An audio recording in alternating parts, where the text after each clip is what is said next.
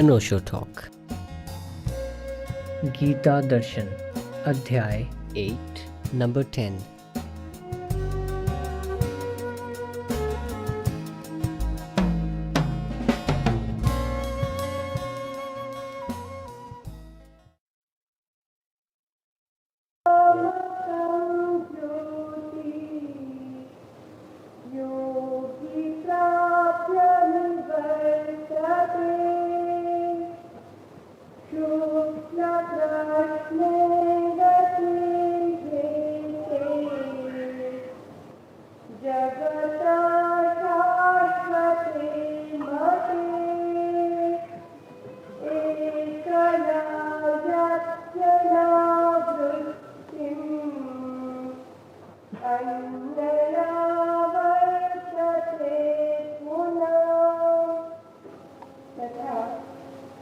जिस मार्ग में धूम है और रात्रि है तथा दूसरे पक्ष और दक्षिणायन के 6 महीने हैं, उस मार्ग में मरकर गया हुआ योगी चंद्रमा की ज्योति को प्राप्त होकर स्वर्ग में अपने शुभ कर्मों का फल भोग कर पीछे आता है।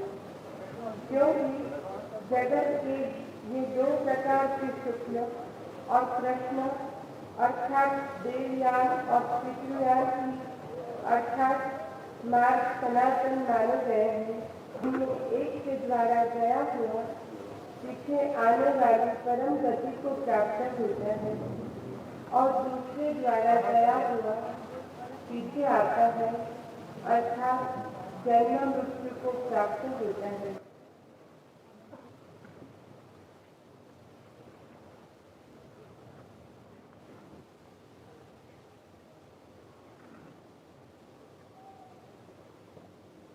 जो व्यक्ति प्रभु की साधना में लीन उत्तरायण के मार्ग से मृत्यु को उपलब्ध होता है, उसकी पुनः वापसी नहीं होती है। इस संबंध में कल हमने बात की, लेकिन दक्षिणायन के मार्ग पर जी रहा व्यक्ति भी साधना में संलग्न हो सकता है। साधना की कुछ अनुभूतियां और गहराइयां भी उपलब्ध कर सकता है, लेकिन वैसे व्यक्ति की मृत्यु ज्यादा से ज्यादा स्वर्ग तक ले जाने वाली होती है, मोक्ष तक नहीं। और स्वर्ग में उसके कर्म फल के क्षय हो जाने पर वो पुनः वापस पृथ्वी पर लौट आता है। इस संबंध में पहले कुछ प्राथमिक बातें समझ लेनी चाहिए, फिर हम दक्षिणायन की स्थिति को समझें। एक, जिस व्यक्ति की काम ऊर्जा बहिर्मुखी है, बाहर की तरफ बह रही, और जिस व्यक्ति की काम वासना नीचे की ओर प्रवाहित है, वैसा व्यक्ति काम वासना नीचे की ओर बहती रहे तो भी अनेक प्रकार की साधनाओं में संलग्न हो सकता है, योगी भी बन सकता है। और अधिकतर जो योग प्रक्रियाएं दमन सप्रेशन पर खड़ी हैं, वे काम ऊर्जा को ऊर्ध्वगामी नहीं करती हैं, केवल काम ऊर्जा के अधोगमन को अवरुद्ध कर देती है, रोक देती है। तो ऊर्जा काम केंद्र पर ही इकट्ठी हो जाती है, उसका बहिर्गमन बंद हो जाता है। इसे थोड़ा ठीक से समझ लें। काम केंद्र पर, सेक्स सेंटर पर ऊर्जा इकट्ठी हो तो 3 संभावनाएं हैं। एक संभावना है कि पुरुष के शरीर की काम ऊर्जा स्त्री के शरीर की ओर बाहर की तरफ बहे, या स्त्री की काम ऊर्जा पुरुष शरीर की ओर बाहर की ओर बहे, ये बहिर्गमन। फिर 2 स्थितियां और हैं। काम ऊर्जा काम केंद्र पर इकट्ठी हो तो ऊर्ध्वगामी हो, ऊपर की तरफ बहे, सहस्त्रार तक पहुंच जाए। उस संबंध में हमने कल बात की। एक और संभावना है कि काम ऊर्जा ऊपर की ओर भी ना बहे, बाहर की ओर भी ना बहे, तो स्वयं के शरीर में ही नीचे के केंद्रों की ओर बहे। इस स्वयं के ही शरीर में काम केंद्र से नीचे की ओर ऊर्जा का जो बहना है वही दक्षिणायन है। निश्चित ही ऐसा पुरुष स्त्री से मुक्त मालूम पड़ेगा, ठीक वैसा ही मुक्त मालूम पड़ेगा जैसा ऊर्ध्वगमन की ओर बहती हुई चेतना मालूम पड़ेगी। लेकिन दोनों में एक बुनियादी फर्क होगा, और वो फर्क ये होगा कि बाहर का गमन तो दोनों का बंद होगा, लेकिन जिसने दमन किया है अपने भीतर उसकी ऊर्जा नीचे की ओर बहेगी, और जिसने अपने भीतर ऊर्ध्वगमन की यात्रा पर प्रयोग किए हैं उसकी ऊर्जा ऊपर की ओर बहेगी। काम केंद्र से नीचे भी ठीक वैसे ही 6 सेंटर हैं जैसे 6 सेंटर काम केंद्र के ऊपर। इन 6 पर अगर ऊर्जा बहे तो भी कुछ अनुभूतियां उपलब्ध हो सकती हैं। हठ योग की अधिक क्रियाएं काम ऊर्जा को बाहर से रोक लेती हैं, लेकिन ऊपर की तरफ प्रवाहित नहीं कर पाती। शरीर में ही अंतर प्रवाह शुरू हो जाता है नीचे की ओर, पैरों की तरफ। ऐसा साधक भी अनेक उपलब्धियों को पा सकता है, लेकिन ऐसे साधक की जो उपलब्धियां हैं पश्चिम में जिसे ब्लैक मैजिक कहते हैं और पूर्व में जिसे मैली विद्या कहते हैं, उस तरह की हों। फिर भी इस साधक की एक क्षमता तो तय ही है कि इसने काम ऊर्जा को बाहर जाने से अवरुद्ध किया है। तो जीवन के प्रवाह में बायोलॉजिकल जो श्रृंखला है जीवन की, उस प्रवाह में तो यह आदमी बाहर हो गया, और ये जो बाहर हो जाना है यही इसका पुण्य है। इस पुण्य के बल पर ये व्यक्ति गहनतम सुखों को पा सकेगा, आनंद को नहीं। गहनतम सुखों को पाने की अवस्था का नाम ही स्वर्ग है।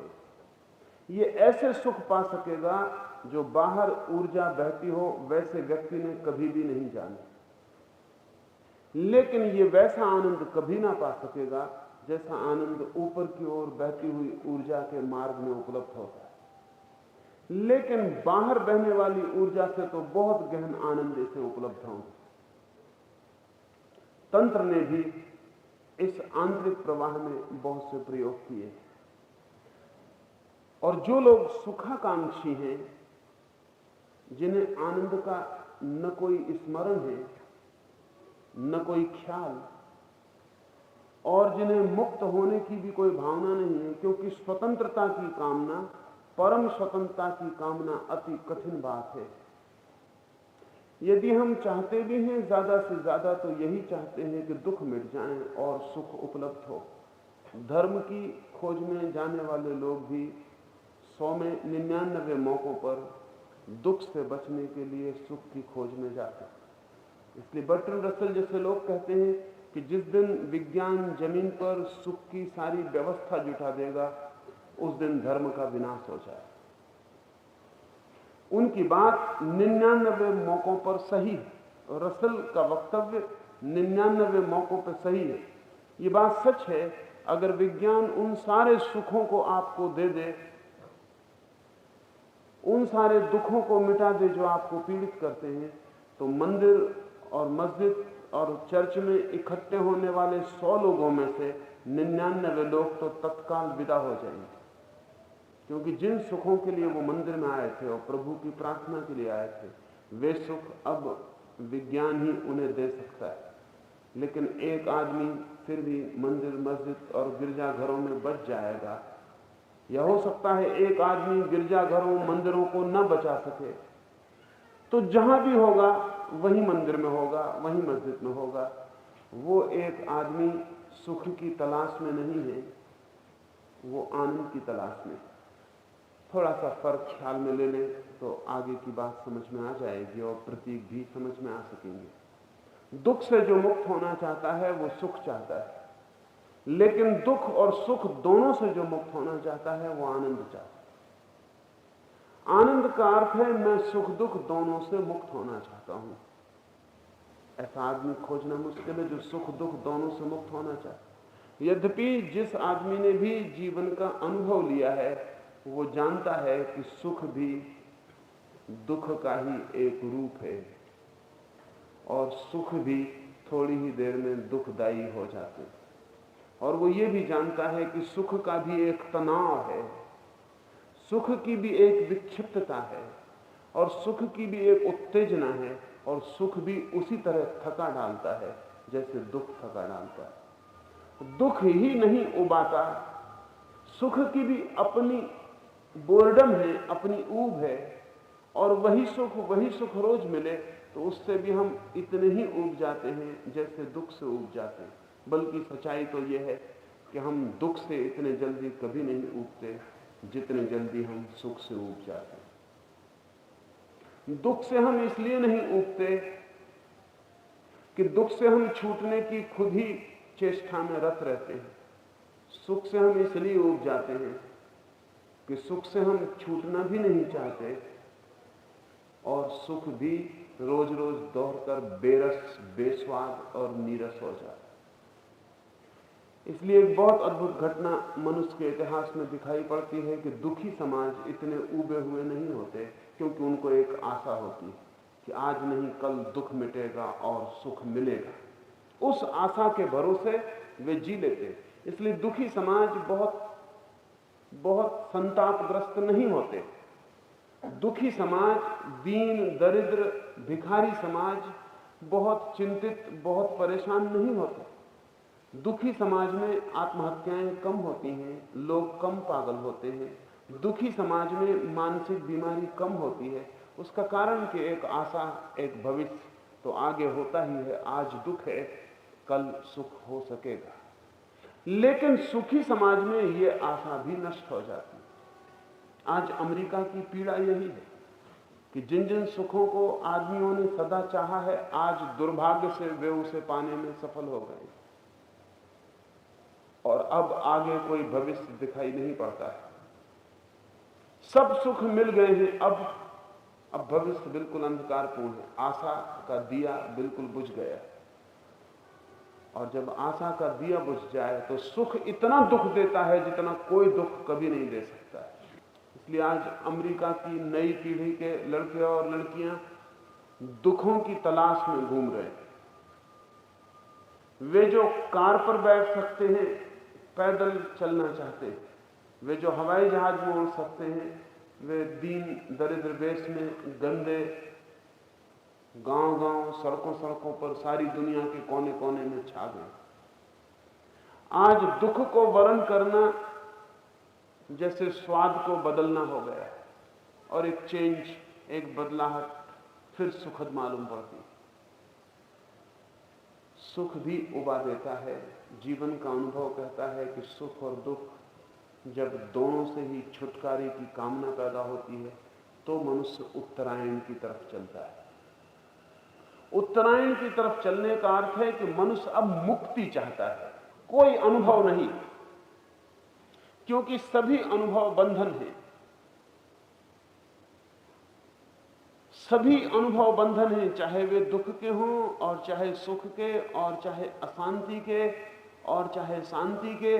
सभी अनुभव बंधन हैं, चाहे संसार का और चाहे परमात्मा का। सभी अनुभव बंधन हैं, क्योंकि प्रत्येक अनुभव से अंततः छूटने का मन हो जाए। अगर आपको ईश्वर भी मिल जाए और आप उसके आलिंगन में हो तो कितनी देर लगेगी जब आपका मन करने लगेगा कि अब छुटकारा कब हो, अब हम हटे कैसे। रविन्द्रनाथ ने एक छोटा सा गीत लिखा है कि खोजता हूं प्रभु को जन्मों जन्मों से, कभी उसकी झलक दिखती है, कभी दूर किसी तारे के पास उसकी आकृति दिखती है, कभी उसकी छाया दिखाई पड़ती है, लेकिन जब तक उस जगह पहुंचता हूं जहां उसकी छाया थी तब तक वो और दूर जा चुका होता। जब तक वहां पहुंचता हूं जहां उसकी झलक दिखी तब तक वो न मालूम कहाँ खो चुका होता। ऐसे जन्म जन्म भटक कर, लेकिन एक दिन मेरी यात्रा पूरी हो गई है और मैं उस द्वार पर पहुंच गया जो प्रभु का धाम है। मैं उसकी सीढ़ियां चढ़ गया और मैंने उसके द्वार की सांकल अपने हाथ में ले ली और मैं सांकल बजाने को ही था, तभी मेरे मन में सवाल उठा कि यदि आज प्रभु मिल गया तो फिर आगे क्या होगा, आगे फिर मैं क्या करूंगा। अब तक तो उसी की खोज में ये जन्म जन्म मैंने बिताए। मैं व्यस्त था, मैं दौड़ रहा था, मैं कुछ कर रहा था और कुछ पा रहा था। होने की बिकमिंग की एक लंबी यात्रा थी, उसमें मैं रसलीन था। मंजिल थी आगे, उसे पाने में अहंकार को तृप्ति थी। लेकिन अगर आज प्रभु मिल ही गया तो कल फिर कल नहीं होगा, फिर कोई भविष्य नहीं, फिर कोई आशा नहीं, फिर आगे कोई मंजिल नहीं। रविन्द्रनाथ ने लिखा है, मैंने वो सांकल आहिस्ता छोड़ दी कि कहीं कोई आवाज ना हो जाए और कहीं द्वार खुल ही ना जाए। मैं अपने जूते हाथ में उठा लिया, कहीं सीढ़ियों से लौटते वक्त पैरों की ध्वनि ना हो जाए और कहीं द्वार खुल ही ना जाए। और मैं जो भागा हूं उस घर से, तो मैंने फिर लौट कर नहीं देखा। अब भी मैं ईश्वर को खोजता हूं, अब भी मैं ईश्वर को खोजता हूं, अब भी मैं गुरुओं से पूछता हूं कि कहाँ है उसका मार्ग, और भली भांति हृदय के अंतस्थल में जानता हूं उसका मार्ग।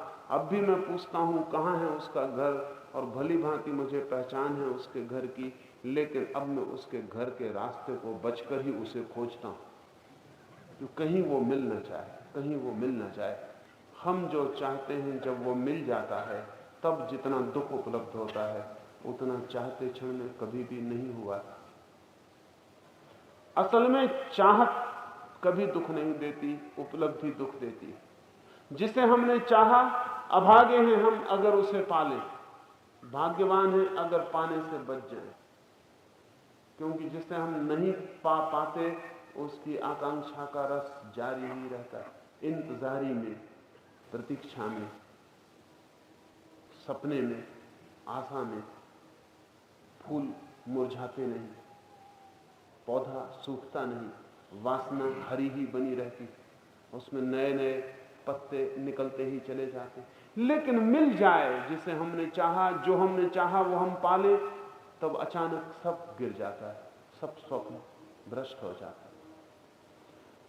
अमेरिका में जो आज डिसइल्यूजनमेंट है, एक भ्रम का टूट जाना, स्वप्न भंग, वो उन सारी उपलब्धियों को पा लेने का परिणाम है जो आदमी ने हजारों हजारों साल तक चाही थी और आज मिल गई। आगे अब कोई भविष्य नहीं। सुख बड़े गहन दुख में उतार देता है।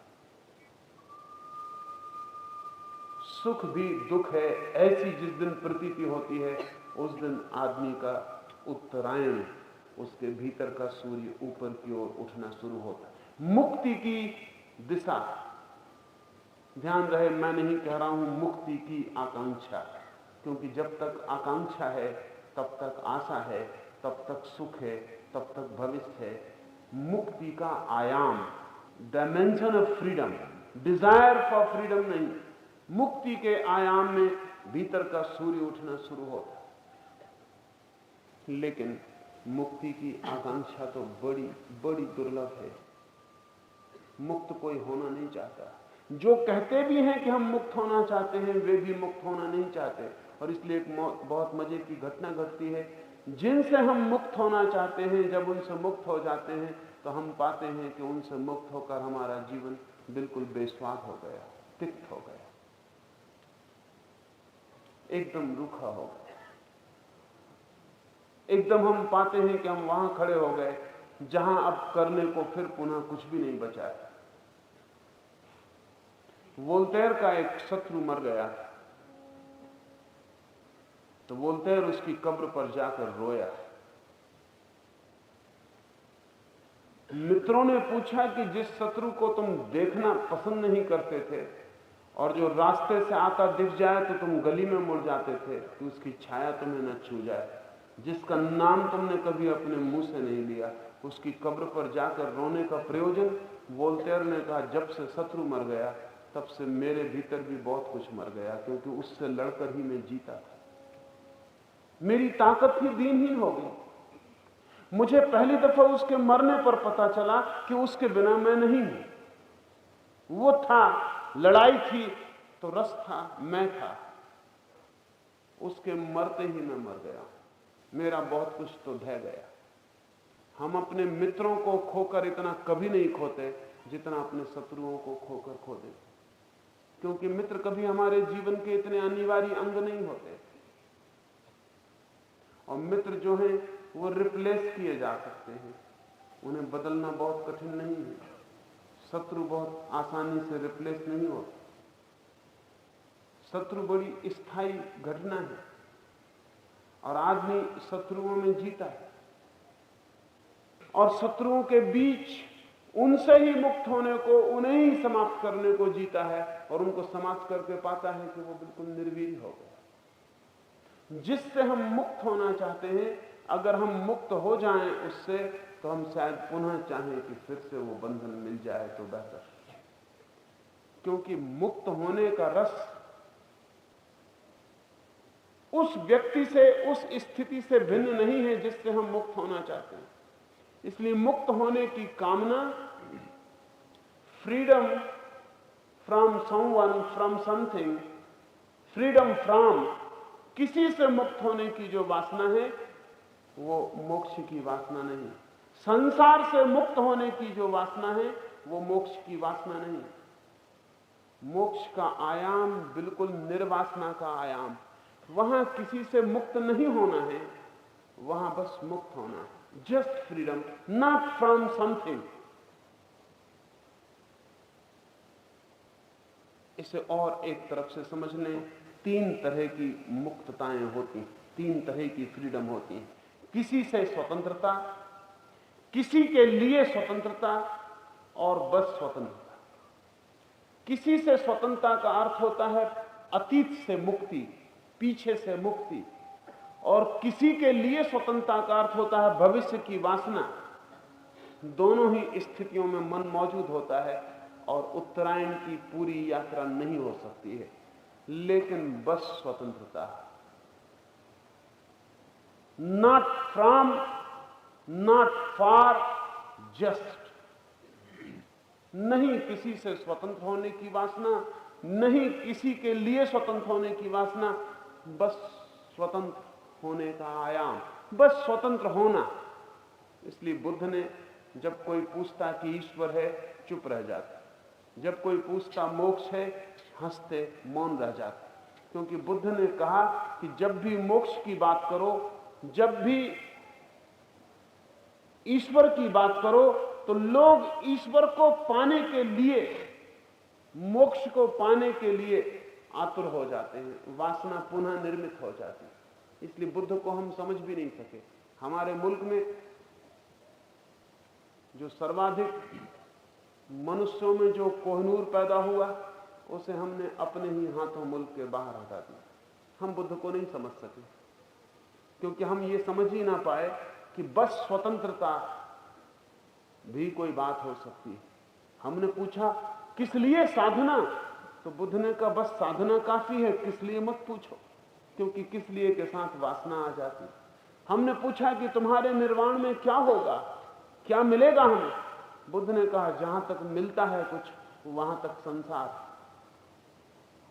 हमने पूछा कि आनंद होगा वहां, बुद्ध ने कहा शब्दों की बात ही मत उठाओ, क्योंकि आनंद यदि मैं कहूं तो तुम जो भी समझोगे वो सुख से ज्यादा नहीं हो सकता। तुम्हारी समझ केवल सुख की है, आनंद को तुम ना समझ पाओ। और मैं कहूं हां, तो तुम समझोगे कि कोई सुख होगा। अगर मैं कहूं कि दुख नहीं होगा, तो भी तुम समझोगे कि जो दुख तुम्हें है वो वहां नहीं होंगे। जैसे यहां किसी को नौकरी नहीं मिलने का दुख है, तो वहां नौकरी मिल जाएगी, या यहां किसी की टांग टूट गई है तो वहां टांग नहीं टूटेगी, या यहां कोई बीमार है तो वहां बीमार नहीं होगा। तो बुद्ध ने कहा तुम चुप ही रहो, उस संबंध में पूछो ही मत, और मुझे गलत सवाल के गलत जवाब देने को मजबूर मत करो। हम नहीं समझ पाए, हमने बुद्ध को बहिष्कृत कर दिया। हमने कहा यह आदमी महानास्तिक मालूम होता है, ईश्वर की बात नहीं करता, मोक्ष की बात नहीं करता। हम थे महानास्तिक,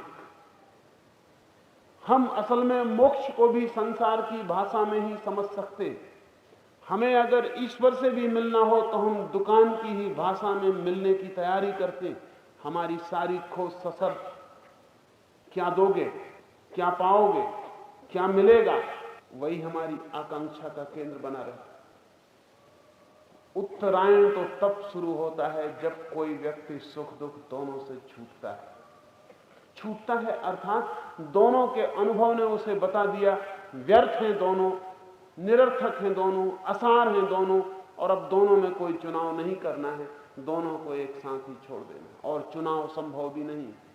जैसे कोई एक ही सिक्के के एक पहलू को बचाना चाहे और दूसरे को छोड़ना चाहे, उसे हम पागल कहेंगे, क्योंकि जब एक सिक्के का एक पहलू बचाया जाता है तो दूसरा अनिवार्य रूप से बच जाता है। सिक्के का एक पहलू बच नहीं सकता, दो ही बचते हैं, या दोनों ही फेंक देने पड़ते हैं।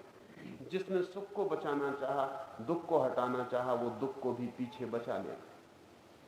जिसने दोनों फेंक दिए वही केवल दुख से मुक्त हो पाएगा, जिसने सुख को फेंकने की भी तैयारी कर ली। इस सुख दुख को फेंकते ही ऊर्ध्वगमन शुरू होता है। लेकिन अगर आप दुख को हटाना चाहते हैं, सुख को बचाना चाहते हैं, तो दक्षिणायन का पथ, तो नीचे की यात्रा। यदि आप सुख को बचाना चाहते हैं, दुख को हटाना चाहते हैं, तो बाहर जाना बंद कर दें। दुख कम से कम हो जाएंगे, क्योंकि दुख सदा किसी के कारण और किसी के द्वारा मिलते हुए मालूम पड़ते। इसलिए आदमी जब बहुत दुखी होता है तो शराब पी लेता, बेहोश हो जाता है। शराब कोई सुख नहीं देती, शराब एक काम करती है, सिर्फ बाहर से संबंध टूट जाता है, आदमी एनक्लोज, अपने में बंद हो जाता है। और जब बाहर से संबंध टूट जाते हैं तो जिस पत्नी के कारण दुख मिलता था, जिस पति के कारण चिंता होती थी, जिस बेटे के कारण मन में व्यथा आती थी, जिस परिवार के कारण विक्षिप्तता पैदा होती थी, जिस समाज को नष्ट कर डालने का मन होता था या स्वयं मर जाने की वृत्ति पैदा होती थी, वो फिर कुछ भी पैदा नहीं होता। शराब संबंधों के जगत को तोड़ डालती, इतना बेहोश कर देती है आपको कि बाहर का आपको स्मरण नहीं रह जाता, अपने में बंद। जब आप होश में आते हैं तो कहते हैं बड़ा सुख अनुभव किया।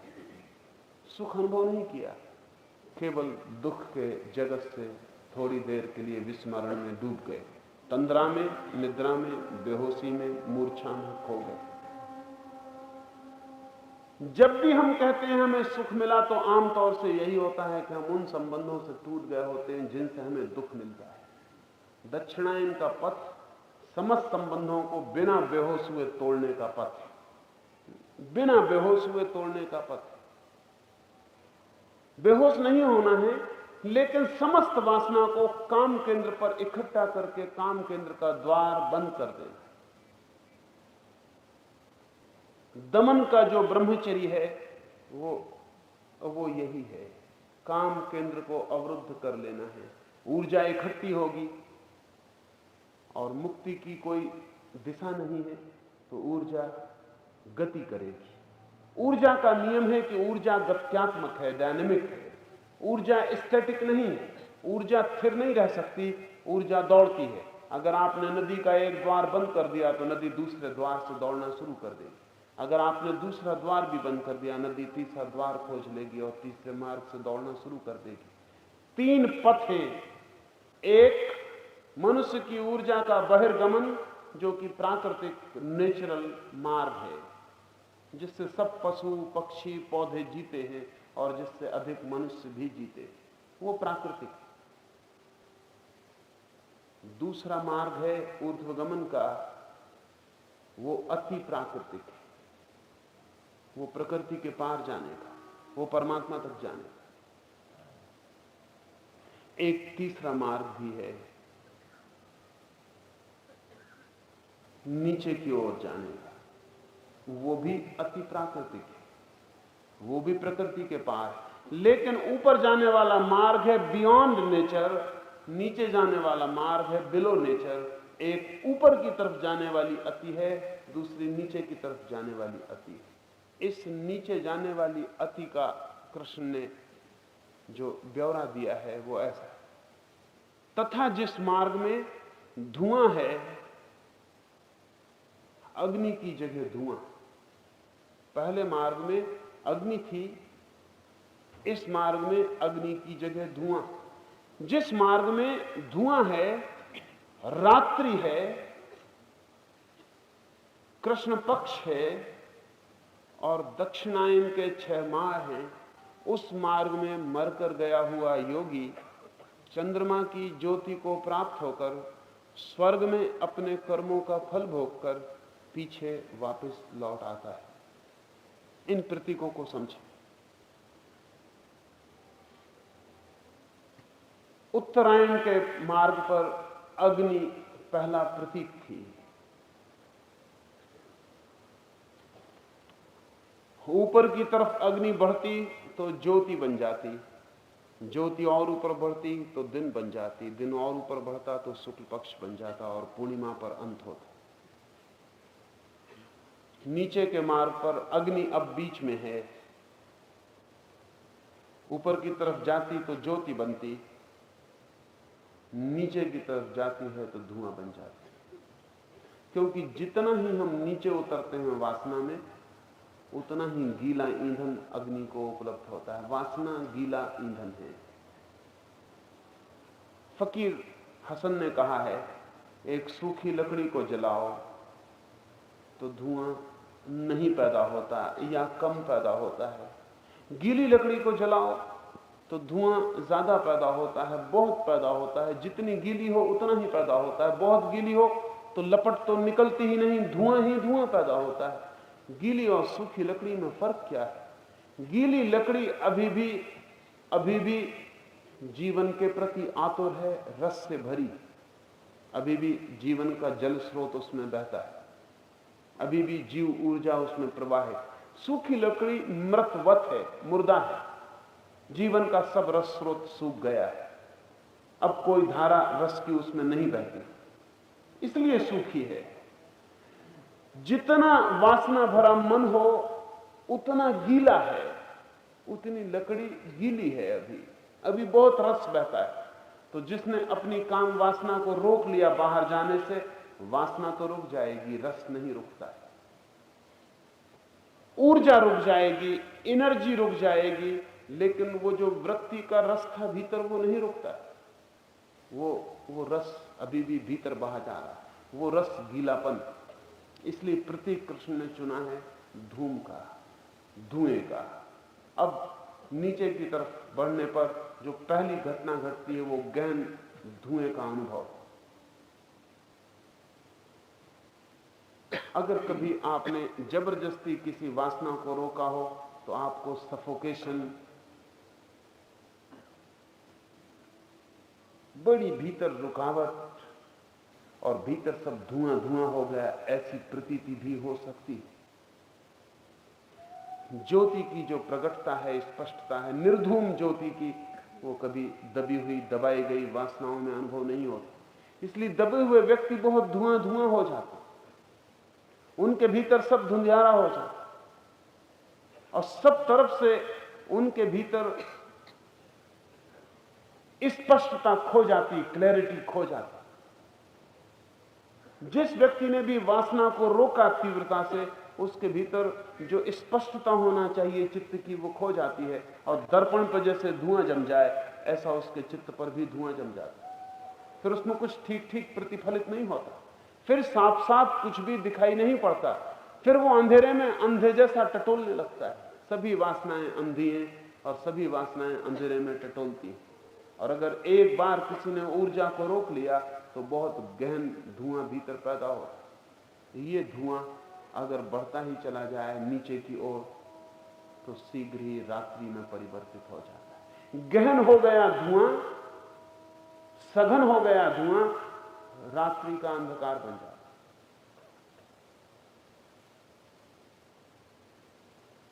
जैसे दिवस बन जाती है ज्योति, ऐसे ही धुआं बन जाता है रात। अग्नि है बीच में, ऊपर बढ़े तो ज्योति, नीचे बढ़े तो धुआं, और ऊपर बढ़े तो दिन, और नीचे आए तो रात। धुएं का अर्थ है चित्त की स्वच्छता का खो जाना। इसलिए आपने देखा होगा अनेक हठयोगियों को कि वे बड़ी साधना में रत होते लेकिन बुद्धिमान नहीं मालूम होते, इडियोटिक मालूम होते। एक व्यक्ति को अभी मुझे किसी ने मिलाया था, वो 10 वर्ष से खड़े हुए हैं, बैठे नहीं, सोए नहीं, सोते भी हैं तो खड़े हुए ही सहारा लेकर, लेकिन पैर उन्होंने 10 वर्ष से नहीं मोड़े। पैर करीब करीब जम गए, मोटे हो गए, जैसे हाथी पैर की बीमारी में पैर हो जाएं वैसे हो गए। अब शायद मुड़ भी नहीं सकते, 10 वर्षों में सब जाम हो गया होगा, मसल्स ठहर गए होंगे, खून भर गया है, हड्डियां सख्त हो गई होंगी, मोड़ों ने मुड़ना छोड़ दिया होगा। 10 वर्ष से वो ये कर रहे हैं। 10 वर्ष में निश्चित ही बड़े संकल्प की जरूरत है, बड़े संकल्प की जरूरत है। 10 घंटे भी खड़ा रहना मुश्किल पड़ेगा, संकल्प है इसमें कोई शक नहीं। लेकिन अगर उन व्यक्ति की आंखों में देखें तो परम मूढ़ता दिखाई पड़ती, इडियोटिक, इम्बेसाइल। आंख में कहीं भी कोई बुद्धिमत्ता की किरण दिखाई नहीं पड़ती। संकल्प महान, काश इतना ही संकल्प ऊर्ध्वगमन में होता तो शायद वो सहस्त्रार को छेद कर जाता। लेकिन ये संकल्प ऊर्जा का ऊर्ध्वगमन नहीं बन पा रहा है। ये संकल्प भी किसी सुख को पाने का संकल्प है, ये संकल्प भी सुख प्रेरित है। तो सब तरह अपने को रोक लिया। अब जो आदमी 10 वर्ष से सीधा खड़ा है उसकी काम वासना बिल्कुल स्थिर हो जाएगी, क्योंकि सारी मसल्स जो काम वासना के काम में आती हैं वो सब जड़ हो जाएगी, उनकी फ्लेक्सिबिलिटी खो जाएगी, उसकी जनेंद्रिय का पूरा यंत्र जो है विकृत हो जाएगा, अवरुद्ध हो जाएगा और ऊर्जा इकट्ठी हो जाएगी, लेकिन वो ऊर्जा नीचे की तरफ बहेगी। अब इस व्यक्ति के पैरों में खून ही ज्यादा है ऐसा नहीं, इस व्यक्ति के पैरों में बायो एनर्जी भी ज्यादा है। समस्त काम वासना, समस्त वासना इसके पैरों में प्रविष्ट हो गई। इसका सारा जीवन ही पैरों में चला गया है। अगर ठीक से समझें तो इसका सिर अब खोपड़ी में नहीं है, इसका सिर अब पैरों के तलुओं में। इसकी आंखों में से तेजस्विता चली जाएगी, धुंधियारी हो गई आंखें, उन पर धुएं की जाली आपको स्पष्ट दिखाई पड़ सकती है। आंखों के भीतर कोई ज्योति नहीं दिखाई पड़ती, कोई जलता हुआ दिखाई नहीं पड़ता। आंखों के भीतर कोई प्रकाशित चित्त और चेतना है ये भी दिखाई नहीं पड़ता। आंखों के भीतर गहन अंधकार हो गया है, जड़ हो गई है, जिसको हम कहते हैं पथरीली आंखें वैसी हो गई। चेहरे पर किसी तरह की बुद्धिमत्ता की कोई झलक नहीं। चेहरा आदमी का कम और पशु का ज्यादा मालूम पड़ता है। पड़ेगा ही, पड़ेगा ही, क्योंकि जो भी किया है उस करने में और मनुष्यता के ऊंचाइयों को छूने का उपाय नहीं हुआ है, बल्कि प्रकृति से भी नीचे, बिलो नेचर, प्रकृति से नीचे गिर जाने की व्यवस्था हुई। लेकिन एक बात पक्की है, इस आदमी को दुख मिलने बंद हो गए। यह आदमी अब दुखी नहीं है, यह आप ध्यान रखना, यह आदमी दुखी बिल्कुल नहीं है। और जितने इसके दुख गिर गए हैं उसी मात्रा में इसे हम सुखी भी कह सकते हैं। और जो काम ऊर्जा बाहर जाके क्षणिक सुख लाती थी, वही काम ऊर्जा इसके नीचे के हिस्से के शरीर में वर्तुल बनाकर भी इसे सुख दे रही है। वो बहुत भीतरी सुख है। इसलिए अब ये आदमी अपने पैरों को मोड़कर कभी बैठेगा भी नहीं, क्योंकि अब इसे जो एक बहुत ही अंधकारपूर्ण सुख मिलना शुरू हुआ है, एक बहुत तामसिक सुख मिलना शुरू हुआ है, उसे छोड़ना कठिन है। एक व्यक्ति को मैंने देखा है जो वर्षों से कांटों पर लेटे रहते हैं, उनकी आंखों की भी यही हालत है, धुआं धुआं। शरीर को उन्होंने सख्त पत्थर जैसा कर लिया है, लेकिन शरीर को पत्थर जैसा करते साथ ही मन भी पत्थर जैसा हो जाता है। असल में शरीर और मन की लोच, सेंसिटिविटी साथ साथ चलती है। जितना शरीर लोचपूर्ण होता है उतना ही मन लोचपूर्ण होता है। मन से मुक्त होना है जरूर, लेकिन मन को पत्थर जैसा करके जो मुक्त होने की कोशिश करेगा वो मुक्त नहीं हो रहा है, केवल जड़ हुआ जा रहा है। मन से मुक्त होने का अर्थ जड़ता को पा लेना नहीं है, लेकिन जड़ता भी अगर कोई पाले तो एक अर्थ में मन से मुक्त हो जाता है, क्योंकि मन की चंचलता मिट जाती है, नष्ट हो जाती है। तो उनके मन में कोई चंचलता नहीं है। अगर उनसे आप पूछें कि आपको कोई स्वप्न आते हैं, तो वो कहते हैं कोई स्वप्न मुझे वर्षों से नहीं आया। वो कांटे पर लेटे रहते हैं, उन्हें कोई स्वप्न नहीं आएंगे, क्योंकि स्वप्न आने के लिए मन में सक्रियता चाहिए, वो सक्रियता खो गई। उनसे पूछिए कोई विचार चलते हैं, वो कहते हैं कोई विचार भी नहीं चलते, लेकिन वो निर्विचार स्थिति में नहीं है, अविचार की स्थिति में। ये फर्क समझ लेना चाहिए। निर्विचार स्थिति में वो व्यक्ति है जो चाहे तो विचार कर सकता है, लेकिन विचार नहीं करता। और अविचार की स्थिति में वो व्यक्ति है कि जो चाहे भी तो विचार नहीं कर सकता है। नपुंसकता और ब्रह्मचर्य में जो फर्क है, वैसा ही फर्क निर्विचार और अविचार में। नपुंसक भी एक अर्थ में ब्रह्मचारी है, लेकिन वो ब्रह्मचारी इसलिए नहीं है कि ब्रह्मचारी न होना चाहे तो स्वतंत्र नहीं, स्वतंत्र नहीं, ऊर्जा ही नहीं, पुंसत्व ही नहीं। वो चाहे तो भी ब्रह्मचर्य को नहीं तोड़ सकता, और जो ब्रह्मचर्य चाहकर तोड़ा ना जा सके, उस ब्रह्मचर्य का क्या मूल्य हो सकता है? ब्रह्मचर्य तो वही है, जीवन, पोटेंशियल, शक्तिवान, जो चाहा जाए तो तोड़ा जा सके, लेकिन नहीं चाहते, नहीं तोड़ते, ये अलग बात, ये भिन्न बात। ऊर्जा भीतर है, उसके प्रवाह की मालकियत हमारे हाथ है, लेकिन ऊर्जा ही भीतर नहीं। जो धन आपके पास नहीं है, उसको अगर आप खर्च नहीं करते तो क्या आप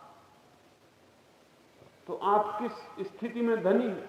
सुना है मैंने, मुल्ला नसरुद्दीन मरा तो उसने अपनी वसीयत लिखी, और वसीयत में उसने लिखा कि मेरी समस्त संपत्ति का आधा हिस्सा मेरी पत्नी को मिले, शेष आधे में लड़कों को, लड़कियों को, सबको बांटा। और सब बांट देने के बाद जब वो सब बांट चुका तो उसके वकील ने पूछा, लेकिन आप परसेंटेज तो लिखा रहे हैं कि 50% इसको, 10% इसको, संपत्ति कितनी है? मुल्ला ने कहा संपत्ति तो बिल्कुल नहीं, लेकिन नियमानुसार वसीयत लिखनी चाहिए, इसलिए वसीयत लिखता हूं। और मुल्ला ने कहा आपने बीच में टोक दिया, अभी मुझे कुछ और लिखवाना है। पर उस वकील ने कहा कि 100% तो पूरा हो गया, जो नहीं है उसका 100% बढ़ चुका। मुल्ला ने कहा नीचे इतना और लिखो कि जो शेष बचा हो वो मस्जिद को दे दिया जाए।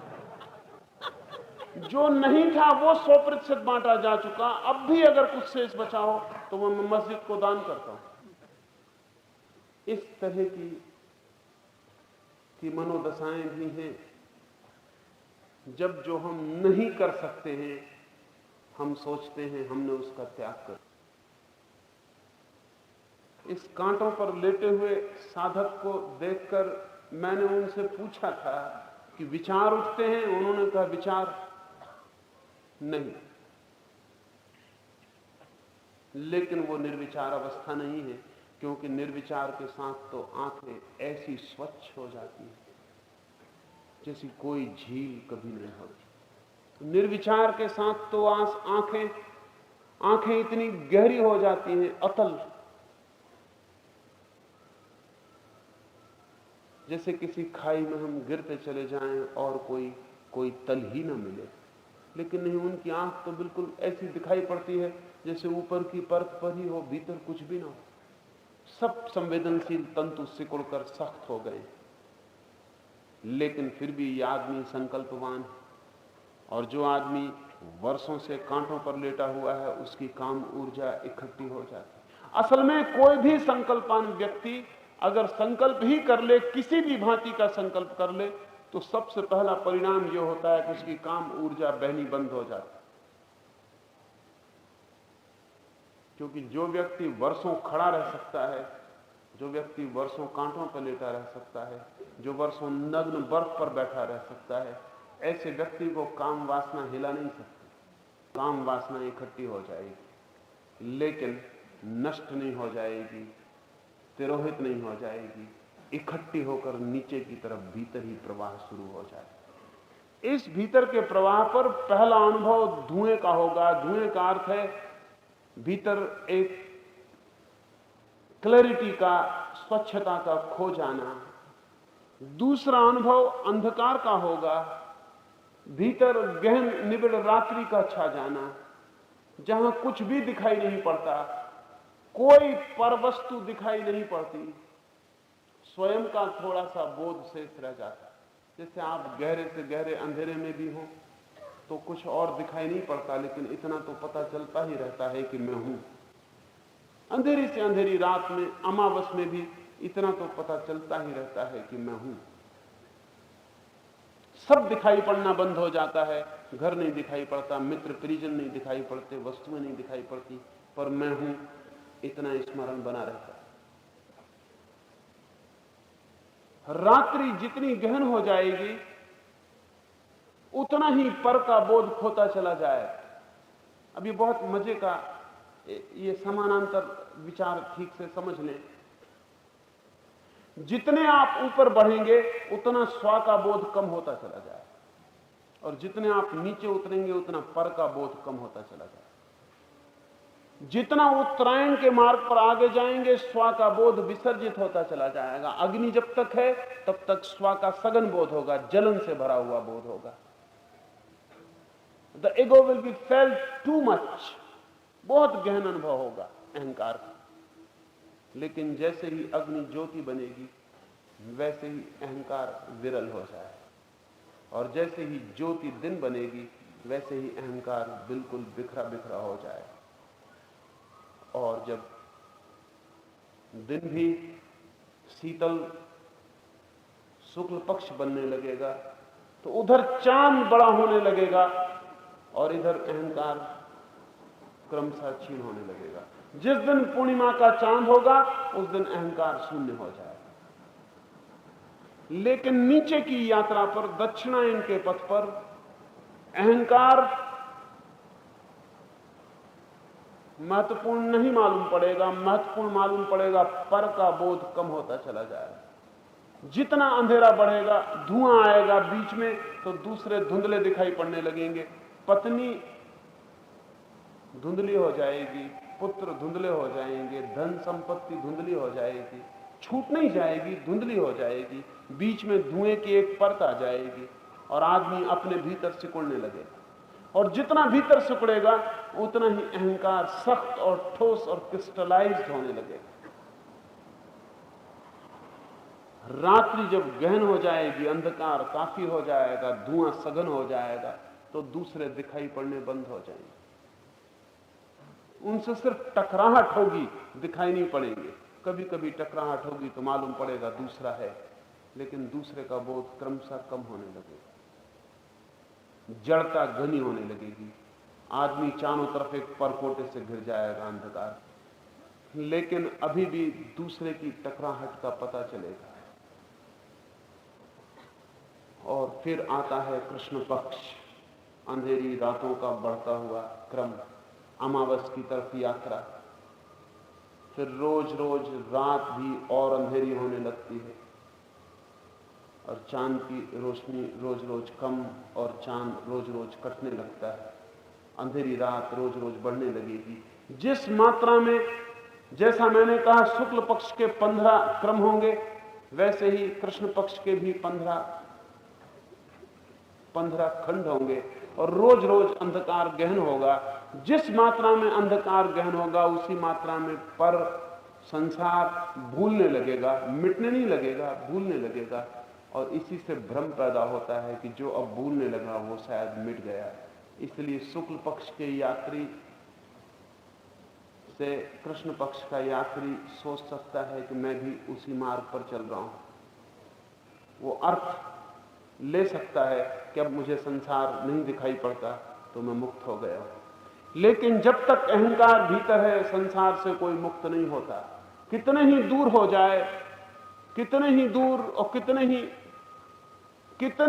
गहन अपने अंधेरे में खो जाए, संसार से उसके संबंध विसर्जित नहीं होते और वो कभी भी वापस लौट आता है। जब तक अहंकार शेष है तब तक वापसी शेष है, तब तक आदमी वापस लौट आए। एक एक दिन जैसे कृष्ण पक्ष बढ़ता है, अमावस करीब आती है, वैसे वैसे जगत खोता चला जाता है। और अमावस के दिन, अमावस की रात, जैसे पूर्णिमा की रात्रि अहंकार शून्य हो जाता है और परमात्मा पूर्ण हो जाता है, ठीक वैसे ही अमावस की रात्रि अहंकार पूर्ण हो जाता है और पर बिल्कुल शून्य हो जाता है, और पर के साथ परमात्मा भी शून्य होता है, लेकिन अहंकार पूर्ण हो जाता है। अब मजे की बात है, और शब्द इसलिए धोखा दे सकते हैं, पूर्णिमा की रात को उपलब्ध हुआ व्यक्ति भी कह सकता है अहम ब्रह्मास्मि, मैं ब्रह्म हूं, लेकिन उसका अर्थ होता है कि मैं अब नहीं हूं, ब्रह्म ही है। अमावस की स्थिति में पहुंचा हुआ व्यक्ति भी कह सकता है अहम ब्रह्मास्मि, लेकिन उसका मतलब बिल्कुल भिन्न होता है। वो भी कहता है मैं ब्रह्म हूं, लेकिन उसका मतलब ही होता है अब और कोई ब्रह्म नहीं, मैं ही ब्रह्म।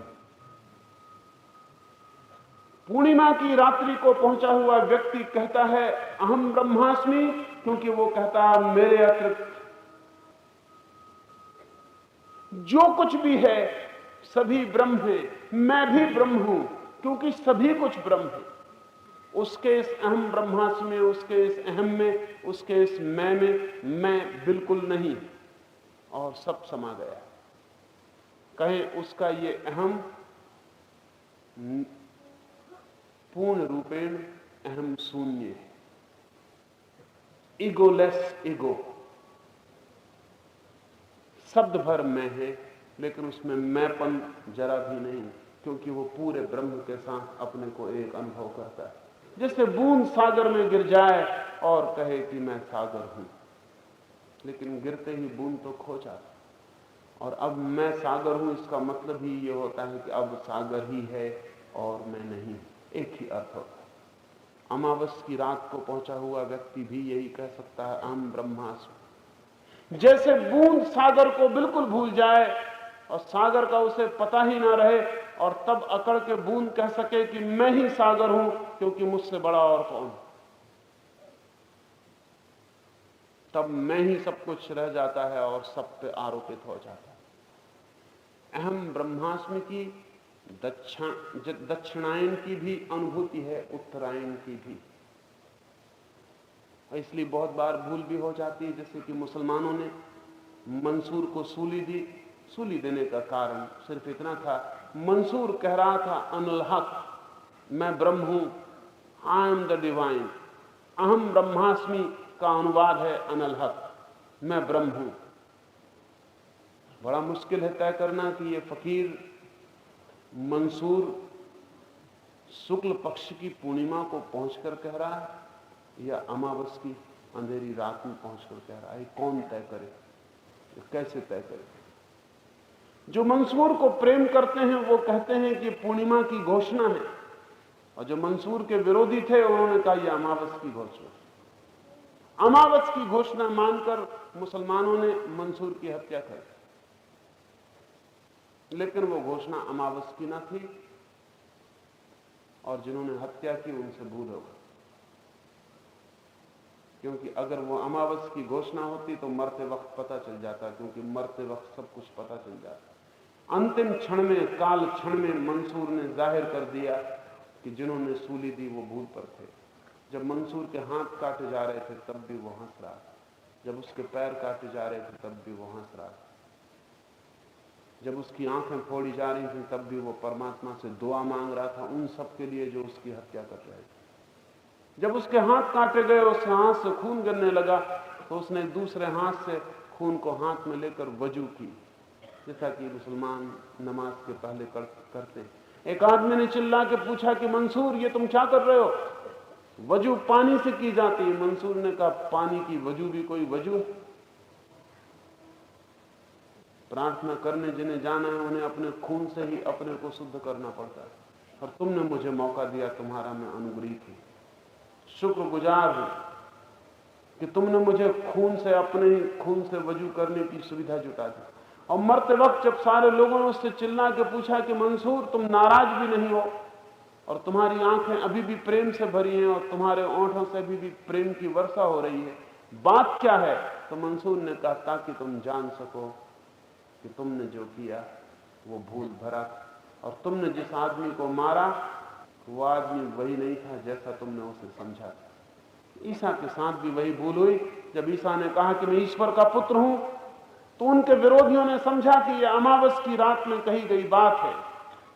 और तय करना सदा मुश्किल है, सदा मुश्किल है कि ये घोषणा जो की जा रही है कहां से की जा रही है। घोषणा बिल्कुल एक जैसी, और निर्भर करता है इस बात पर कि आसपास जो लोग इकट्ठे हैं वो किस तरह के हैं, उनका इंटरप्रिटेशन। अधिक लोग तो अमावस की रात की तरफ चलते हुए लोग, अधिक लोग तो अंधेरे पक्ष की तरफ बढ़ते हुए लोग, अधिक लोग तो नीचे गिरते हुए लोग हैं, ऊपर उठते हुए नहीं। इसलिए स्वाभाविक है कि उनकी व्याख्या नीचे ही गिरने की व्याख्या हो। और जब वो जीसस या मंसूर के मुंह से सुने कि मैं ही ब्रह्म हूं, तो वो समझे कि यह आदमी अहंकारी है। हम अहंकारी कुछ और समझ भी कैसे सकते? हम अहंकारी हैं, इसलिए हम अहंकार की ही भाषा समझ पाते हैं। और अगर कोई निरअहंकारी भी बोले, और बोले तो अहंकार की भाषा बोलनी पड़ती है, क्योंकि और कोई भाषा नहीं है। तो हम समझते हैं कि वही बात फिर हुई जा रही है। यह आदमी कह रहा है कि मैं ब्रह्म हूं, यह आदमी अहंकार की भाषा बोल रहा है, और अहंकार तो बड़ा पाप है। और मजा यह है कि हम सब अहंकारी हैं, और हम कभी भी नहीं सोचते कि कहीं भूल तो नहीं हुई जा रही। हमारे अहंकार तो कहीं व्याख्या में बाधा नहीं डाल रहे। अगर कृष्ण भी आकर हमारे बीच खड़े होकर कहें कि मैं ब्रह्म हूं, तो हम कहेंगे यह आदमी अहंकारी। क्राइस्ट भी कहे कि मैं ईश्वर का पुत्र हूं, तो हम कहेंगे ये अहंकारी। हमने ही कहा है युग युग में, और हमने ही इन सारे लोगों को सूलियां और फांसियां दे दी। हम तो उस महात्मा को मानते हैं जो हमारे पैरों पर सिर रख दे और कहे कि मैं तो कुछ भी नहीं हूं, तब हमारा चित्त बड़ा प्रसन्न होता। ये है महात्मा। लेकिन इसके महात्मा होने का कारण क्या है? इसके महात्मा होने का कारण यह है कि आपके चरणों पर इसने सिर रखा और आपके अहंकार की गहरी खुशामद की।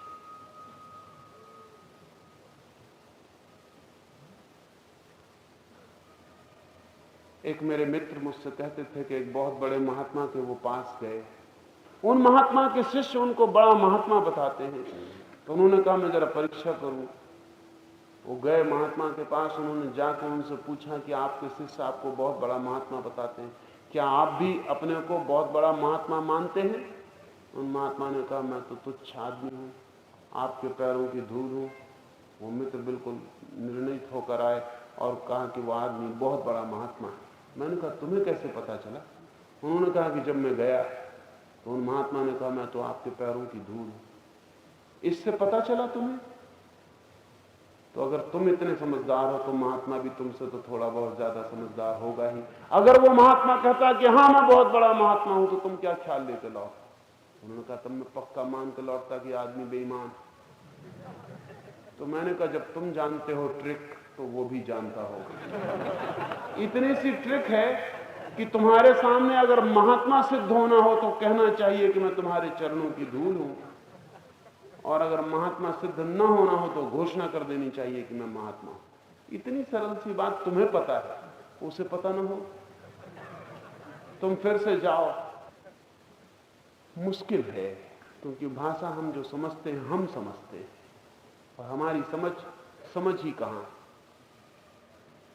जैसे जैसे अंधेरे की तरफ, नीचे की तरफ बढ़ेगी चेतना, ऊर्जा, वैसे वैसे पर का बोध खोता जाएगा। The consciousness of the other, दूसरे की जो होश है हमें, वो विलीन हो जाए। एक घड़ी आएगी कि मुझे सिर्फ मेरा ही होश रह जाएगा। एक घड़ी आएगी जब मुझे मेरा ही होश रह जाएगा, मैं ही रह जाऊंगा, सारा जगत बंद, और मैं एक अलग जगत अपने भीतर हो जाऊंगा। लीबनिज ने मोनोड्स की बात की है लीबनिज ने कहा है कि प्रत्येक आदमी एक मोनोड है।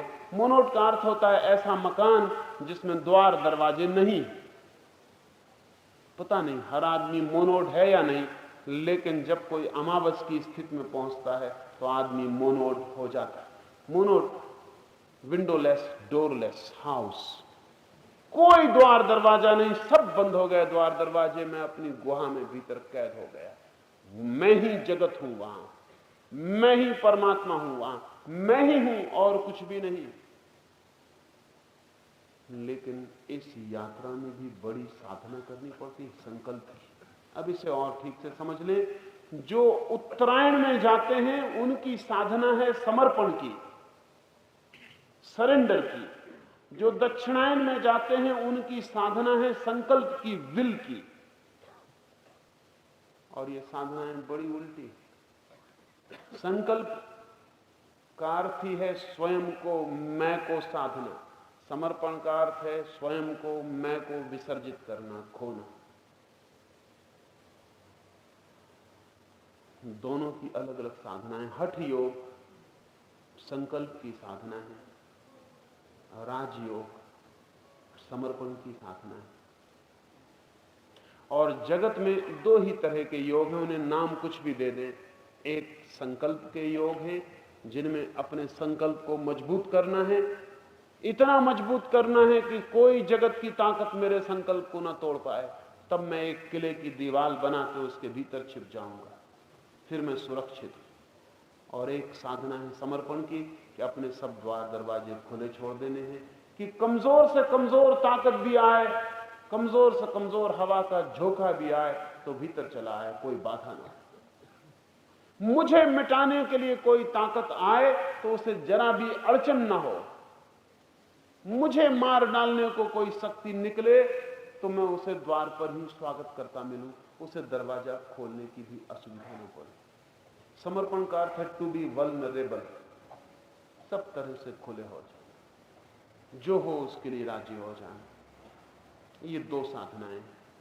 एक साधना उस जगह पहुंचा देती है जहां से कोई लौटना नहीं, दूसरी साधना भी कहीं पहुंचाती है लेकिन वहां से लौटना है। कृष्ण कहते हैं इस दूसरे मार्ग से मरकर गया हुआ योगी, योगी कहते हैं उसे भी, वो भी संकल्प का योग साध रहा है। स्वर्ग में अपने कर्मों का फल भोग कर पीछे आता है। लेकिन एक बात और कही है जो थोड़ी दुविधा में डालेगी, और वो ये है, धूम है, रात्रि है तथा कृष्ण पक्ष है और दक्षिणायन के 6 माह हैं। उस मार्ग में मरकर गया हुआ योगी चंद्रमा की ज्योति को प्राप्त होकर, चंद्रमा की ज्योति को प्राप्त होकर स्वर्ग में अपने कर्मों को भोगकर पीछे आता है। ये चंद्रमा की ज्योति को प्राप्त होकर, इसे थोड़ा समझना पड़ेगा क्योंकि इस अंधेरे के रास्ते पर चंद्रमा की ज्योति कहां? इस दक्षिणायन के मार्ग पर अमावस मिलेगी, यहां चंद्रमा की ज्योति कहां?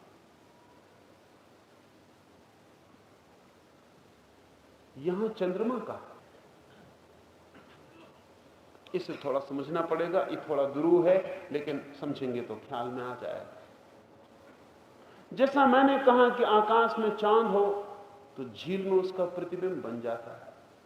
जब कोई व्यक्ति अंधकार की झील हो जाता है, जस्ट ए डार्कनेस, गहन अंधकार की झील हो जाता है, और तो अंधकार इतना सघन हो जाता है कि झील बन जाता है, तो भी उसके ही ऊर्ध्व यात्रा का जो अंतिम बिंदु है उसकी झलक इस गहन अंधकार में दिखाई पड़ने लगती। ये थोड़ा समझना पड़ेगा। जब नीचे का हिस्सा व्यक्ति का पूर्ण अंधकार से भर जाता है तो इस अंधकार की गहराई में ही, इस गहनता में ही अंधकार की वो जो ऊपर का शीर्ष बिंदु है व्यक्ति का, वो झलक उसकी दिखाई पड़ने लगती है। ये झलक अंधकार के अति पारदर्शी होने से घटित होती।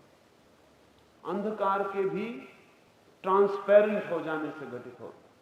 संकल्प जब अंधकार से जुड़ता है और अंधकार को संवारता है, साधता है, तो अंधकार भी झलक देने लगता है। सच तो यह है, अंधकार में, अंधकार की पृष्ठभूमि में, कंट्रास्ट में जब स्वयं का शीर्ष बिंदु दिखाई पड़ता है तो बड़ी भ्रांति पैदा होती है। ठीक ऐसी ही भ्रांति पैदा हो जाती है जैसे झील में चांद को देखकर कोई समझ ले कि चांद ये रहा, और जितना गहरा उतरता जाता है उतनी ही ये झलक साफ दिखाई पड़ती है। इसे आप एक छोटा सा प्रयोग करें तो समझ में आ जाए। रात आकाश में तारे होते हैं, अभी भी तारे हैं। सुबह सूरज निकलता है, तारे खो जाते हैं। लेकिन कभी आपने सोचा कि तारे खोकर जाएंगे कहां? कि अचानक सब तारे छिप जाते हैं कहीं? ये तारे सूरज के निकलने से जाएंगे कहां? ये तो अपनी ही जगह होंगे। सिर्फ सूरज की रोशनी के आ जाने से हमारी आंखों पर रोशनी इतनी तेज होती है कि हम इन तारों को देख नहीं पाते। ये तारे सब अपनी ही जगह होते हैं। जब रात सांझ होने लगती तो आप कहते हैं ये तारा उगा, ये दूसरा तारा उगा। आप गलत भाषा बोल रहे हैं। ये तारे दिन भर यहीं थे, सिर्फ इस तारे पर से सूरज की रोशनी हट गई और आपकी आंख देखने लगी। दूसरे तारे पर से रोशनी हट गई, आपकी आंख देखने लगी। सूरज डूब रहा है, तारे वापस दिखाई पड़ने शुरू हो रहे हैं, उग नहीं रहे। तारे अपनी जगह मौजूद थे, सिर्फ सूरज की रोशनी की वजह से एक लंबा प्रकाश का पर्दा बीच में आ गया, उसकी वजह से दिखाई नहीं पड़ते। तब ध्यान रखें, अंधेरे का ही पर्दा नहीं होता, प्रकाश का भी पर्दा हो। तेज प्रकाश आ जाए तो कई चीजें दिखाई पड़नी बंद हो जाती। सूरज की चकाचौंध थी, उसमें ये तारे दिखाई नहीं पड़ते। आप एक काम करें, दिन में किसी गहरे कुएं में उतर जाएं। कुआं इतना गहरा होना चाहिए कि नीचे अंधेरा हो। कुएं में खड़े हो जाएं और आकाश को देखें, आप चकित हो जाएंगे। आप कुएं के भीतर से जो आकाश दिखाई पड़ेगा उसमें आपको तारे दिन की दोपहरी में भी दिखाई पड़ेंगे। कुएं के अंधेरे में उतरकर जब आप देखते हैं ऊपर, तो जो तारे रोशनी में नहीं दिखाई पड़ रहे थे वो अंधेरे से दिखाई पड़ने लगता। अंधेरा कंट्रास्ट बन जाता। ठीक ऐसी ही घटना भीतर भी घटित होती है। जब कोई अपने ही अंधेरे की गर्त में उतर जाता है, अंधेरे के कुएं में नीचे और नीचे और ऊपर उठकर देखता है, तो अपने ही शीर्ष पर जो चांद सदा से छिपा है उसकी झलक उसे इतनी साफ दिखाई पड़ती है जितनी साफ इस अंधेरे के कुएं के बाहर रह के कभी दिखाई नहीं पड़ी थी, पता ही नहीं चला। विपरीत की पृष्ठभूमि में चीजें बहुत साफ होकर दिखाई पड़ती, इस अंधेरे से झलक मिलती। कृष्ण कहते हैं चंद्रमा की ज्योति को प्राप्त होकर, चंद्रमा की एक ज्योति उसे उपलब्ध होती। चंद्रमा उपलब्ध नहीं होता, चंद्रमा तो उपलब्ध होता है उत्तरायण के व्यक्ति को। इस व्यक्ति को तो चंद्रमा की ज्योति दिखाई पड़ती, बड़ी प्रकट, बड़ी स्पष्ट, उसे यह उपलब्ध होता है। और स्वर्ग में अपने कर्मों का फल भोग कर वापस लौट आता है। स्वर्ग के संबंध में दो तीन बातें ख्याल ले लेनी चाहिए। एक, स्वर्ग दोहरा अर्थवाची है। एक तो स्वर्ग उस अवस्था का नाम है जहां दुख का हमने सब भांति निषेध कर दिया और केवल सुख का एक छोटा सा कोना बचा लिया। सब दुख बंद कर दिए और केवल सुख को बचा लिया। पीछे छिपे रहेंगे दुख, जा नहीं सकते क्योंकि वे सुख के ही हिस्से हैं। हमने एक ऐसा घर बना लिया जिसमें हमने सिक्के चांदी के लगाकर उनका मुख अपनी तरफ कर लिया और पीठ पीछे तरफ कर दी। हम उस घर के भीतर छिप के खड़े हो गए।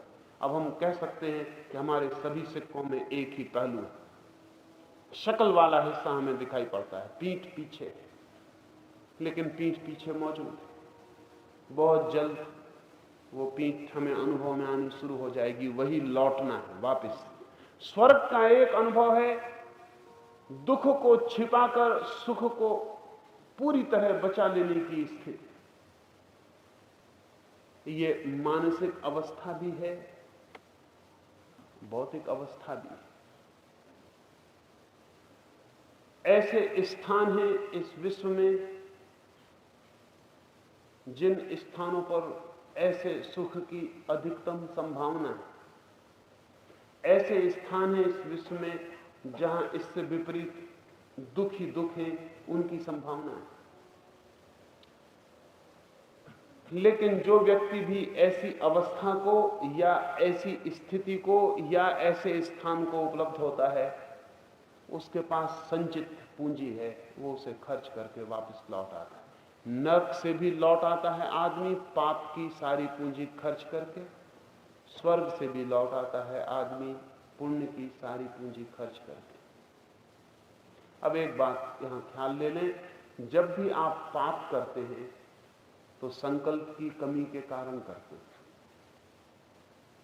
आपने तय किया है कि चोरी नहीं करूंगा, लेकिन हीरा पड़ा हुआ मिल जाता है, संकल्प कहता है मत करो, लेकिन वासना कहती है ये मौका चूकने जैसा नहीं, कसम फिर खा लेना, व्रत फिर ले लेना, ये हीरा फिर दोबारा मिले ना मिले। व्रत तो कभी भी लिया जा सकता है, तोड़ भी दिया तो पश्चाताप की व्यवस्था हो सकती, प्रायश्चित कर लेना, कुछ दान पुण्य कर देना, जो चाहो कर देना, लेकिन इसे मत छोड़ो।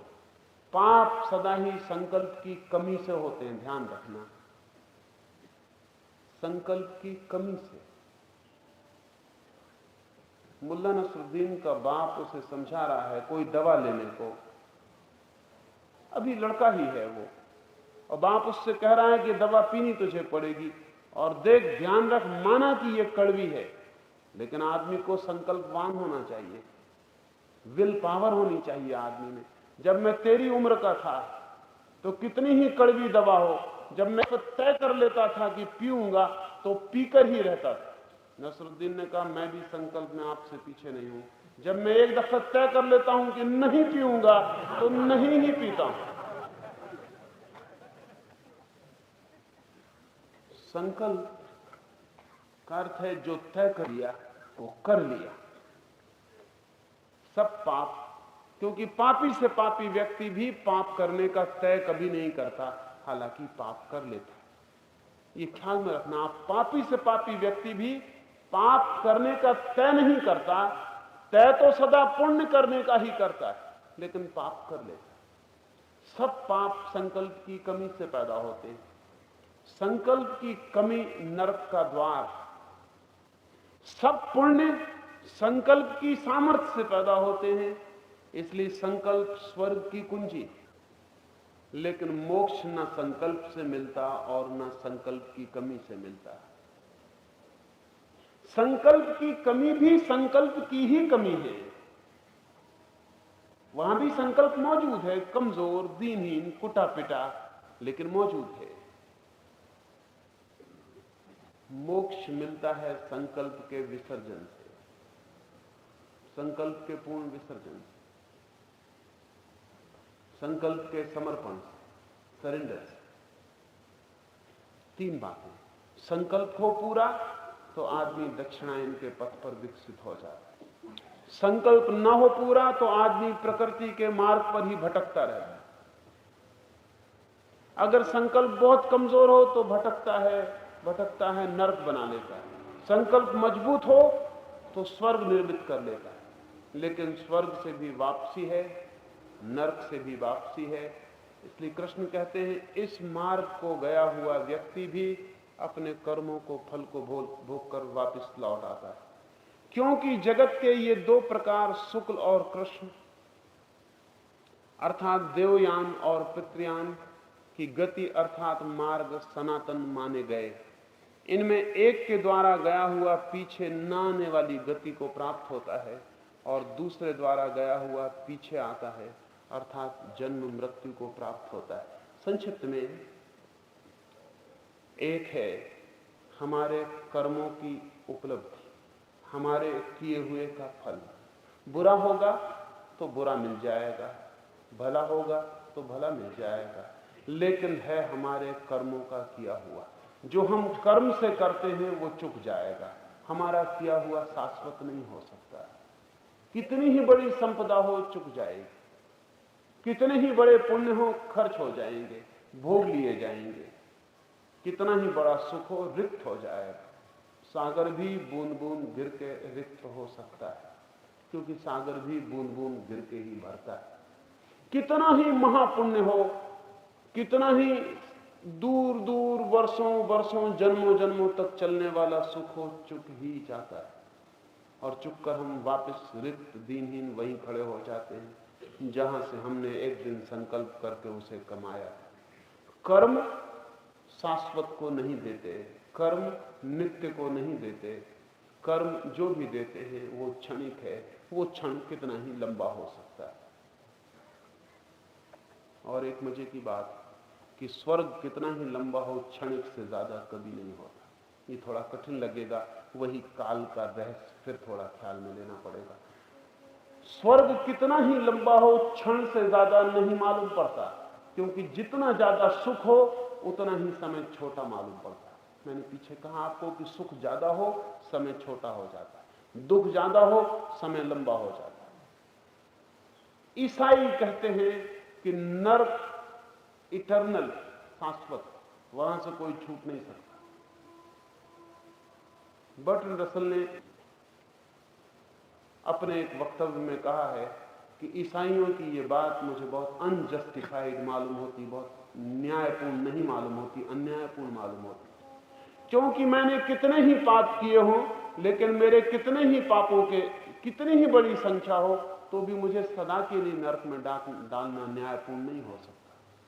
मैंने जितने पाप किए हैं उस अनुपात में मुझे नरक में डाला जाना चाहिए।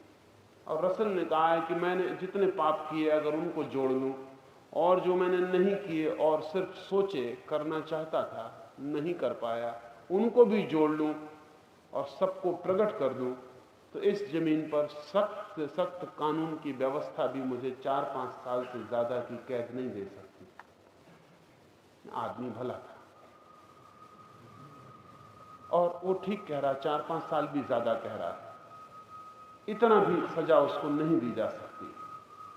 तो रसल का कहना ठीक है कि जब मैं कहता हूं कि मेरे सारे पापों का हिसाब लगा लिया जाए, जो मैंने किए और जो मैंने सोचे वो भी जोड़ लिए जाएं, तो भी सख्त से सख्त कानून मुझे 5 साल का कठोर दंड दे सकता है, तो मुझे शाश्वत सदा के लिए इटर्नली नरक में डालने वाली ईसाईयत अन्यायपूर्ण मालूम पड़ती।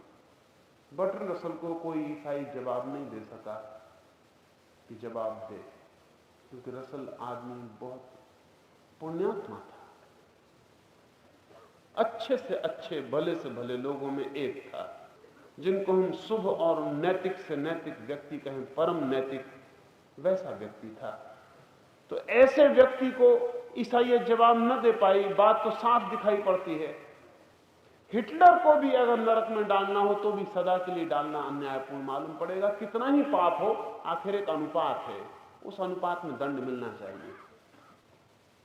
लेकिन ईसाईयत जवाब नहीं दे पाई, क्योंकि ईसाईयत को काल का जो रहस्य है उसका स्पष्टीकरण नहीं। जब मैंने रसल का ये वक्तव्य पढ़ा तो रसल मर चुका था। जिंदा होता तो मैं उससे कहना चाहता कि नरक चाहे क्षण भर के लिए मिले, इटर्नल मालूम पड़ता है। चाहे क्षण भर के लिए कोई नरक में जाए तो ऐसा लगता है अब इसका अंत कभी नहीं होगा। नरक शाश्वत नहीं है, लेकिन नरक की प्रतीति सभी को शाश्वत जैसी मालूम पड़ती, और स्वर्ग भी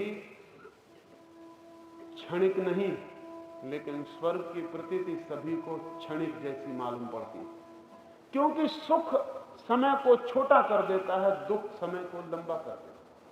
और नरक का अर्थ है परम दुख, तो समय बहुत लंबा हो जाए और छोर दिखाई नहीं पड़ेगी। और स्वर्ग का अर्थ है परम सुख, समय बिल्कुल सिकुड़ जाएगा और क्षण में स्वर्ग बीत जाएगा। पर आदमी के किए हुए कर्म सभी चुक जाते हैं।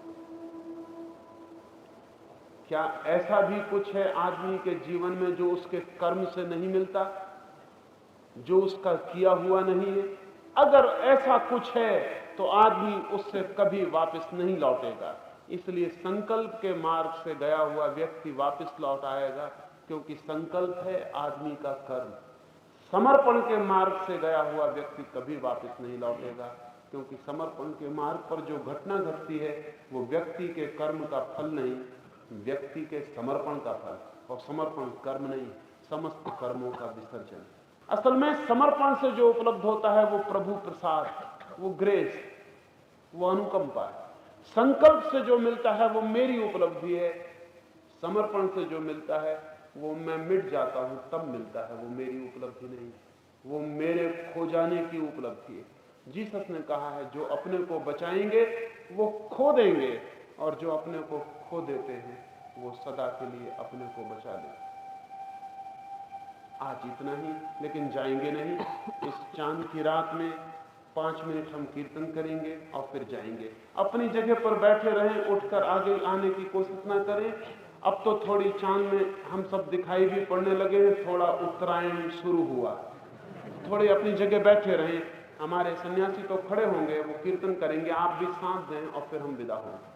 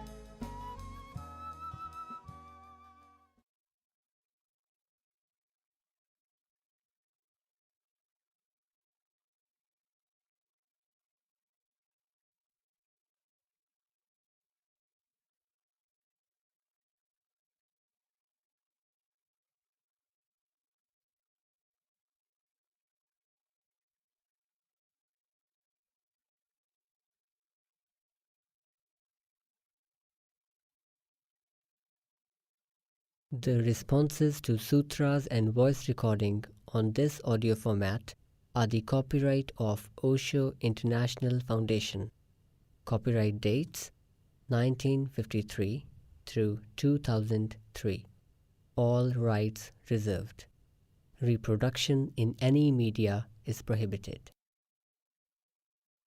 सूत्रों पर दिए गए संबोधन और ऑडियो माध्यम में मुद्रित आवाज़ पर ओशो इंटरनेशनल फाउंडेशन के कॉपीराइट हैं। कॉपीराइट 1953 से 2003, सर्वाधिकार सुरक्षित। किसी भी माध्यम में रिप्रोडक्शन अर्थात पुनर्निर्माण निषिद्ध है।